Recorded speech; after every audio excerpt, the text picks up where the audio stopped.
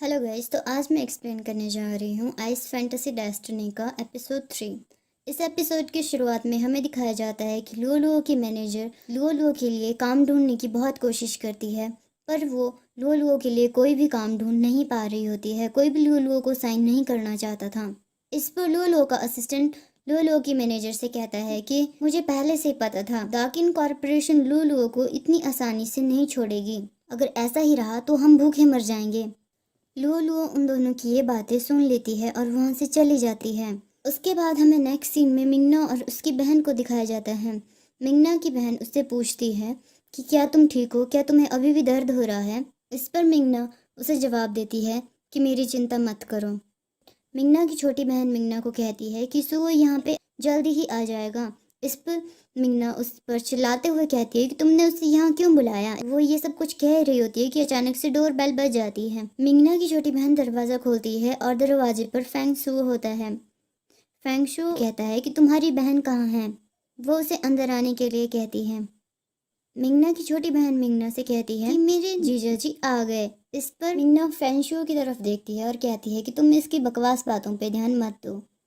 इसके बाद मिंगना अपनी बहन लिली को कहती है कि तुम जाओ और फेंगशू के लिए पानी का गिलास लेके आओ। इस पर लिली उससे कहती है कि तुम मुझे अभी से भगाना चाहती हो। इस पर मिंगना लिली को थोड़ा सा पुश करते हुए कहती है कि जाओ। फिर जैसे ही वो उसे पुश कर रही होती है उसके शोल्डर में पेन होना शुरू हो जाती है। फेंग शू नोटिस कर लेता है और मिंगना से पूछता है कि तुम्हें क्या हुआ। और वो मिंगना के क्लोज आके देखता है कि उसकी नेक पे एक स्कार होता है और पूछता है ये चोट तुम्हें कैसे लगी। इस पर मिंगना की सिस्टर लिली कहती है कि ये चोट मेरी बहन को लुओलुओ की वजह से लगी है। इस पर मिंगना कहती है कि ये चोट मुझे मेरी लापरवाही की वजह से लगी है। इस पर लिली कहती है कि क्विंचू लुओलुओ से माफी मांगने आया था पर लुओलुओ ने क्विंचू की इंसल्ट कर दी और मैं ये सब कुछ देख नहीं पा रही थी, इसलिए मैं क्विंचू के बदले लुओलुओ से बात करने की कोशिश कर रही थी। पर मुझे नहीं पता था कि वो इतनी पागल है। उसने मेरे ऊपर तलवार चला दी और मुझे बचाने के चक्कर में मेरी बहन को चोट लग गई। ये सब बातें सुनकर फेंग शू मिंगना की तरफ देखता है। मिंगना कहती है तुम्हें तो पता ही है कि लिली हमेशा चीजों को बढ़ा चढ़ा कर बताती है। अगले सीन में हमें दिखाया जाता है कंपनी के कुछ एम्प्लॉयज लुओलुओ के अपार्टमेंट से सामान निकाल कर बाहर फेंक रहे थे कि लुओलुओ वहाँ पे आ जाती है और कहती है कि तुम ये सब क्या कर रहे हो, क्या यही तुम्हारी कंपनी के काम करने का तरीका है। क्विंचू का बड़ा भाई कार में बैठे उन सब की ये बातें सुन रहा होता है और कहता है तुम्हारी लुओलुओ को हमारी कंपनी के लिए थैंकफुल होना चाहिए। लुओलुओ क्वीन हान की बातें सुनकर उसकी गाड़ी की तरफ आती है और क्वीन हान से कहती है क्वीन हान क्या तुम्हें ये सब कुछ करते हुए शर्म नहीं आती। इस पर क्वीन हान लुओलुओ से कहता है मेरी सुपरस्टार तुम्हें कैसा फील हो रहा है जब तुम्हारा घर तुमसे अचानक से छीन लिया गया है। इस पर लुओलुओ कहती है मेरा घर छीन लिया, तुम मुझे अंडर एस्टिमेट कर रहे हो। क्वीन हान लुओलुओ से कहता है मैंने तुमसे तुम्हारा सब कुछ छीन लिया है पर तुम अब भी मुझसे इतने बुरे तरीके से बात करने की हिम्मत दिखा रही हो। पर कोई बात नहीं, अगर तुम मुझसे भीख मांगोगी या अपने घुटनों के बल झुककर मेरे भाई से माफी मांगोगी तो शायद मैं तुम्हें माफ करने के बारे में सोच सकता हूँ और ये घर तुम्हें वापस दे सकता हूँ। इस पर लुओलुओ कहती है कि मैं सच में अंधी थी जो मैंने तुम जैसे लोगों के साथ काम किया। फिर उसके बाद लुओलुओ अपने असिस्टेंट और मैनेजर को कहती है कि तुम दोनों क्या देख रहे हो, चलो अब हम अपने नए घर में सेटल होंगे और वहां जाके सेलिब्रेट करेंगे। लुओलुओ की मैनेजर लुओलुओ को फॉलो करती है पर लुओलुओ का असिस्टेंट क्वीन हान को टीज करते हुए कहता है मिस्टर क्वीन थैंक यू, आपकी वजह से अब मैं नए घर में रहूंगा। ऐसा कहकर वो वहां से चला जाता है। उसके बाद लुओलुओ के नए घर को दिखाया जाता है और लुओलुओ का असिस्टेंट लुओलुओ से कहता है कि ये घर बहुत छोटा है, हमारा पुराना घर बहुत अच्छा था। पर लुओलुओ कहती है कि मुझे ये घर काफी कंफर्टेबल लग रहा है। लुओलुओ की मैनेजर लुओलुओ से पूछती है तो अब तुम्हारा अगला प्लान क्या है, तुम अब क्या करोगी। लुओलुओ कहती है कि मैं एक अपना नया ऑफिस खोलूंगी और वहाँ पे म्यूजिक से रिलेटेड ही काम करूंगी। लुओलुओ की मैनेजर कहती है म्यूजिकल। फिर वो कहती है म्यूजिकल उतना बुरा नहीं है पर कंटेंट का क्या करोगी। इस पर लुओलुओ कहती है कि मैं अपने ड्रीम डाटा का यूज करूंगी जो मेरी आर्टिस्ट की डायरी में है। कल मैं दाकिन कॉरपोरेशन के ऑफिस में जाऊंगी अपना वो सारा डाटा वापस लेने के लिए। ये सुनकर लुओ के मैनेजर और असिस्टेंट एक दूसरे की तरफ देखते हैं और थोड़ा परेशान हो जाते हैं। नेक्स्ट दिन में लुओ दाकिन कॉरपोरेशन में जाती है। क्वीन हान लुओ को देखकर कहता है, सुपरस्टार लुओ, तुम आज यहाँ कैसे आई? क्या तुम्हें मेरी मदद की जरूरत है या कुछ और? इस पर लुओ कहती है, मैं यहाँ पे तुम्हारी मदद की भीख मांगने नहीं आई हुई हूँ। मैं तुम्हें ये बताने आई हुई हूँ कि मुझे मेरी पर्सनल डायरी डाटा जो दाकिन कॉरपोरेशन के पास है वो मुझे चाहिए। इस पर विनहान कहता है, तुम्हारा सप्लीमेंट्री कॉन्ट्रैक्ट। इस सप्लीमेंट्री कॉन्ट्रैक्ट के मुताबिक कि तुम्हारे जो ड्रीम्स है, डायरी है, वो सभी चीज़ें हमारी दाकिन कॉरपोरेशन को बिलोंग करती हैं। और जब तक मैं दाकिन कॉरपोरेशन का चेयरमैन अलाउ नहीं करता हूँ, उस डाटा को कोई भी एक्सेस नहीं कर सकता है। इस पर लुओ कहती है कि तुम सच में बहुत ही घटिया इंसान हो। और ऐसा कहकर लुओ क्वीन हान के ऑफिस से बाहर निकल जाती है। लुओ अपने घर में वापस आ जाती है। वो देखती है कि कुछ अजनबी लोग उसके घर के अंदर हैं। लुओ की मैनेजर उससे कहती है कि लुओ, आखिरकार तुम आ ही गई, प्लीज हमें बचा लो। फिर लुओ देखती है कि उनमें से एक आदमी सोफे पर बैठा हुआ है। वो उस आदमी से पूछती है कि तुम कौन हो? वो आदमी कहता है कि मैं मिंगिया कॉरपोरेशन का प्रोड्यूसर हूँ। तुमने मिंगिया कॉरपोरेशन और दाकिन कॉरपोरेशन के बीच में एक कॉन्ट्रैक्ट साइन हुआ था जो 3 पार्टी कॉन्ट्रैक्ट था। लुओ अपनी मैनेजर यांगदान से पूछती है कि मैंने ये कॉन्ट्रैक्ट कब साइन किया था। इस पर यांगदान अपना सिर झुकाते हुए कहती है कि मैं पैसों के लालच में आ गई थी। लुओ, मुझे माफ कर दो। फिर लुओ उस सोफे पे बैठे हुए आदमी से कहती है, ठीक है, मुझे बताओ तुम्हें क्या चाहिए। उस पर वो आदमी जवाब देते हुए कहता है कि तुम्हारे पास 3 चॉइसेस हैं। पहली चॉइस, तुम अपने कॉन्ट्रैक्ट को फॉलो करो और आज तुम्हें मुझे 5 मिलियन कैश में कंपनसेट करने पड़ेंगे। फिर उसके बाद वो कहता है तुम्हारे पास दूसरी ऑप्शन है, मैं तुम्हें कोर्ट में मिलूंगा और लीगल एक्शन लूंगा। फिर उसके बाद वो तीसरी ऑप्शन बताता है कि तुम्हें हमारे किसी एक इवेंट में परफॉर्म करना होगा। वो आदमी कहता है कि जब ये इवेंट एंड होगा तो तुम्हारा जो पहले का जितना भी कर्ज है वो भी खत्म हो जाएगा। इस पर लुओ के मैनेजर और असिस्टेंट दोनों ही खुश हो जाते हैं। फिर लुओ पूछती है कि मुझे किस तरह की परफॉर्मेंस देनी होगी। लुओ के सवाल के बाद हमें अगले सीन को दिखाया जाता है जिसमें एक बर्थडे पार्टी चल रही होती है।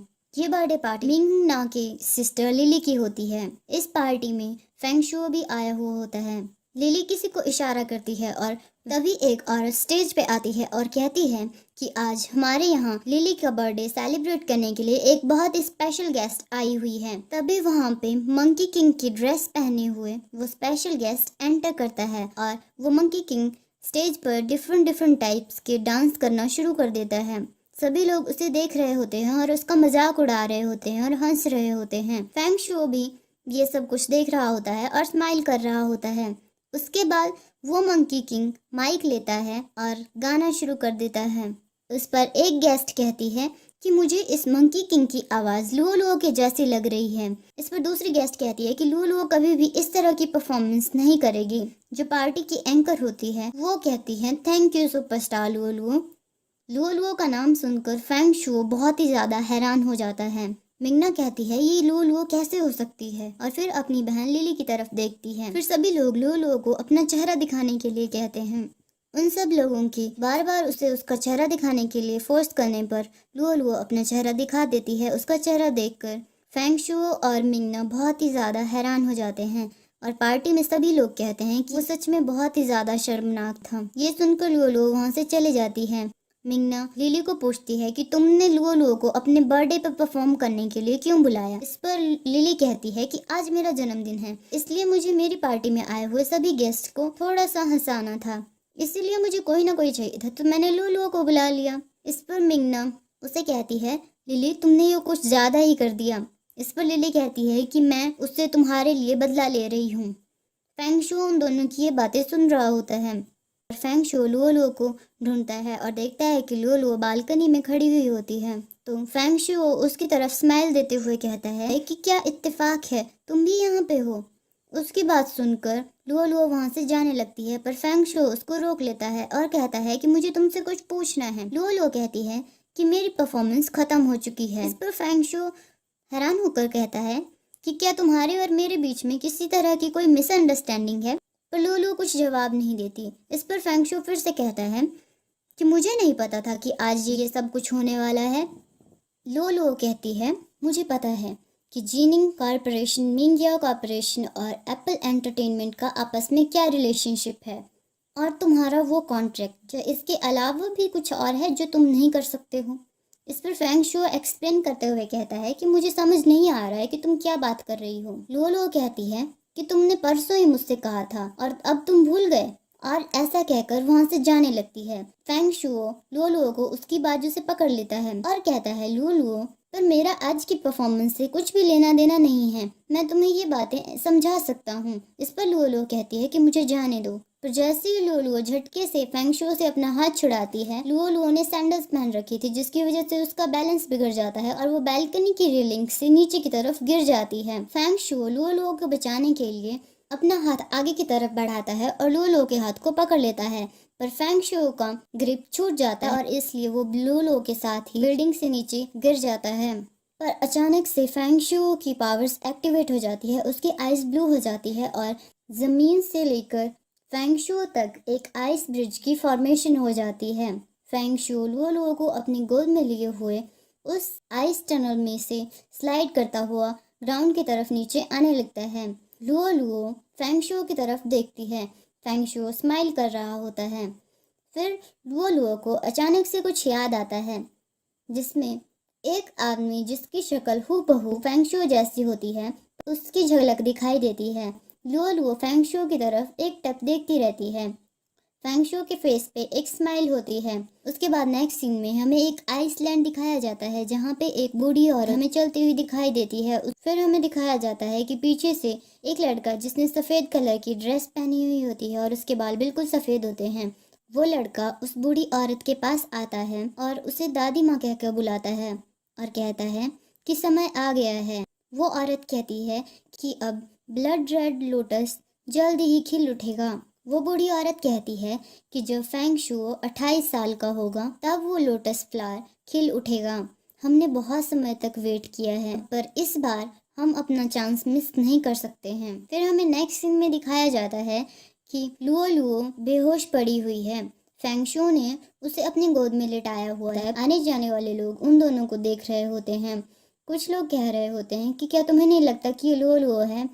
उनमें से कुछ लोग लुलु की और फेंगशु की पिक्चर्स लेना शुरू कर देते हैं और सोशल मीडिया पर डाल देते हैं। थोड़ी ही देर में फेंगशु और लुलु की पिक्चर्स वायरल हो जाती है। सभी न्यूज़ चैनल्स में फेंगशु और लुलु के बारे में न्यूज़ आना शुरू हो गई होती है। नेक्स्ट सीन में हमें दिखाया जाता है कि लुलु मन में सोचती है कि मुझे ऐसा क्यों लग रहा है कि मैंने पहले भी फेंगशु के साथ आइस किंग की हुई थी। फिर वो सोचती है क्या मेरे सपने में ऐसा कुछ हुआ था। फिर लुलु की मैनेजर कहती है कि लुलु, तुम फिर से हॉट सर्च में टॉप पर आ गई हो। दूसरी तरफ हमें दिखाया जाता है कि फेंगशु फिर से ट्रांसमाइग्रेट होकर आइस वर्ल्ड में पहुंच जाता है। वहां पे उसे फिर से वही उसका लॉयल फ्रेंड, जो कि एक कैट स्पिरिट है, वो मिल जाता है। कैट स्पिरिट फेंगशु को अपनी पावर्स के जरिए फेंगशु की पास्ट लाइफ के बारे में दिखाता है कि पहले 2 ट्राइब्स हुआ करते थे जिनमें लगातार लड़ाई होती रहती थी, आइस ट्राइब और फायर ट्राइब। हमारे पूर्वजों ने आइस वॉल क्रिएट करने के लिए और 6 आइस लीव्स को क्रिएट करने के लिए अपनी सारी पावर्स यूज कर दी थी। फायर ट्राइब अब उन्हें परेशान नहीं करेगा। जब गॉड योंजी की डेथ हुई थी, उन्होंने अपनी बॉडी को मैजिक क्यूब के 7 पार्ट्स में डिवाइड कर दिया था, जो इसी मैजिक वर्ल्ड में है। अगर एक दिन ये 7 हिस्से फिर से मिल गए तो हमारे एंसेस्टर शिमी वापस आ जाएंगे। आप शिमी के ही उत्तराधिकारी हो और आइस ट्राइब के राजा हो। कैट स्पिरिट की बातें सुनकर फेंगशु थोड़ी देर कुछ सोचता है। फिर कैट स्पिरिट से कहता है, कैट स्पिरिट, जब तुम मुझसे पिछली बार मिले थे तो मैंने तुमसे कोई ज़्यादा अच्छे तरीके से बात नहीं की थी। मैं अपने पुराने बिहेवियर के लिए तुमसे माफ़ी मांगता हूँ। कैट स्पिरिट ये सुनकर खुश हो जाता है। पर इसके बाद फेंगशु उससे कहता है, पर तुम सच में बहुत ही कमाल के हो, तुम्हें मेरी कंपनी सच में ज्वाइन कर लेनी चाहिए। ये सुनकर कैट स्पिरिट फिर से उदास हो जाता है। फेंगशु अपनी बात को आगे बढ़ाते हुए कहता है कि मैं तुम्हें 50 मिलियन सालाना सैलरी दूंगा। इस पर कैट स्पिरिट कहता है, मैं सिर्फ धरती पर आकर आपको प्रोटेक्ट करना चाहता हूँ और मेरे नॉलेज के मुताबिक जिस जगह पर आप रहते हो वहाँ पे जल्दी ही कुछ बहुत बुरा होने वाला है। अगर आप मेरी हेल्प कर सकते हैं तो मुझे एंडलेस ब्रिज की चाबी दिला दीजिए। फेंग शुओ थोड़ी देर कुछ सोचता है, फिर बड़ी सी स्माइल देकर कैट स्पिरिट को कहता है, ओके तो फिर बात पक्की। ऐसा कहते ही अचानक से उस आइसलैंड में हलचल होना शुरू हो जाती है। फेंग शुओ अपने वर्ल्ड में वापस आ जाता है। फेंग शुओ मन ही मन सोचता है, अगली बार मैं कैट स्पिरिट से इतनी ज़्यादा देर तक बात नहीं करूँगा, जल्दी से उसे फोर्स करूँगा ताकि वो मेरी कंपनी के साथ कॉन्ट्रैक्ट साइन कर ले। उसके बाद फेंग शुओ न्यूज़ सुनता है। फेंग शुओ मन ही मन सोचता है, ये तो वही पैटर्न है। इसके बाद फेंग शुओ किसी को कॉल करता है और इसी के साथ हमारा एपिसोड 3 यहीं पे ख़त्म हो जाता है। Thanks for watching.